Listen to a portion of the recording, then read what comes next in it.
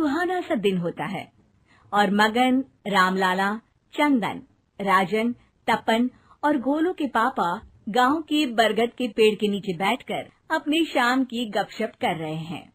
अरे रामलाला और चंदन, तुम्हारी फसल कैसी चल रही है इस साल? अरे बंधु क्या बताएं, बारिश ने तो परेशान कर रखा है। सही बात, बारिश की कमी ने दिमाग खराब कर दिया है। सरपंच गांव वालों के लिए एक खबर लेकर आता है। अच्छा मेरे गांव के भाइयों, सुनो जरा, हमारी सरकार ने किसानों के लिए शहर में एक सेमिनार का आयोजन किया है, जिसमें वो खेतों के बारे में और भी कुछ जानकारी देंगे। तो मुझे लगता है कि हमें वहां जाना चाहिए। सरपंच जी, मेरे खेतों में कीड़ों ने परेशान कर दिया है, उसके लिए कुछ जानकारी मिलेगी क्या?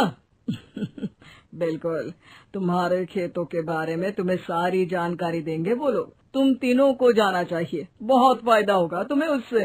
ये कहकर सरपंच वहाँ से चला जाता है और तीनों सोचते हैं कि वो शाम के वक्त मैदान पर मिलेंगे और वहीं से रवाना हो जाएंगे।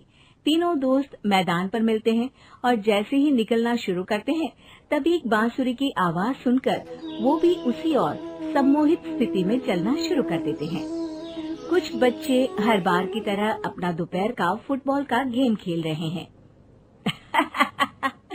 पकड़ लिया, पकड़ के दिखा मुझे, इतना भी नहीं कर सकता। अच्छा, कितना भागेगा?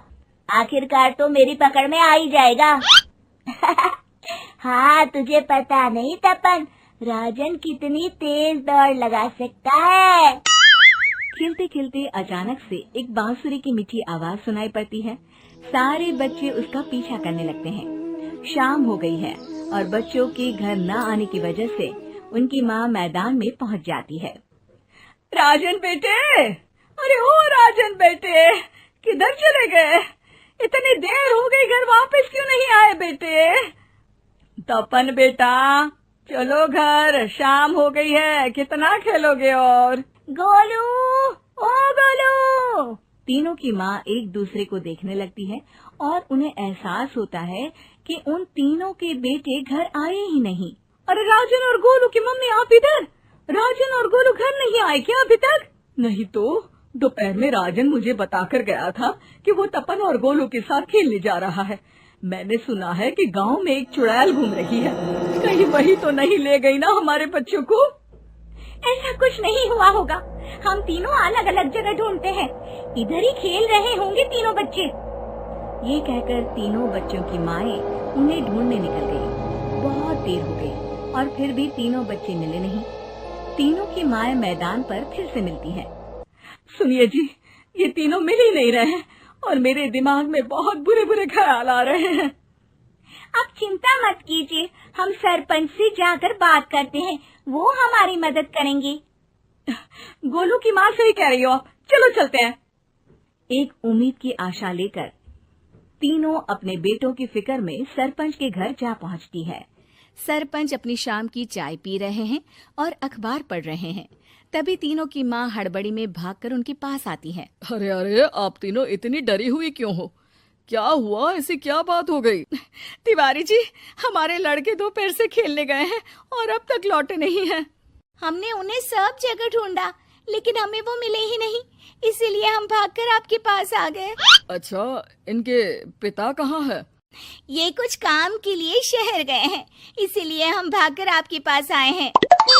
हाँ, मैं उसके बारे में भूल ही गया था। एक काम कीजिए, मुझे उस जगह लेकर चलिए जिधर वो आखिरी बार खेल रहे थे। सरपंच घर से एक डंडा लेकर तीनों के साथ मैदान की ओर निकल पड़ते हैं। तीनों मैदान पर पहुंच जाते हैं और उन्हें ढूंढने के लिए कुछ सुराग खोजना शुरू करते हैं। आपको कोई ऐसी जगह पता है जहां ये तीनों साथ में मिलते हैं? नहीं जी, ऐसी तो कोई जगह नहीं पता। अचानक से वही बांसुरी की आवाज आना शुरू हो जाता है और सरपंच सम्मोहित होकर उस आवाज की तरफ जाना शुरू कर देते हैं।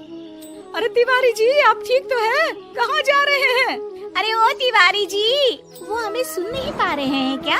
सरपंच बांसुरी की धुन में झुककर उसी दिशा में आगे बढ़ रहे थे। ये आवाज कैसी? ऐसा लग रहा है कि कोई बांसुरी बजा रहा हो।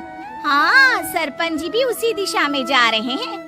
सरपंच का पीछा कर तीनों मैदान के टूटे हुए बंगले पर पहुंच गए और सरपंच के पीछे दरवाजे के अंदर घुस गए।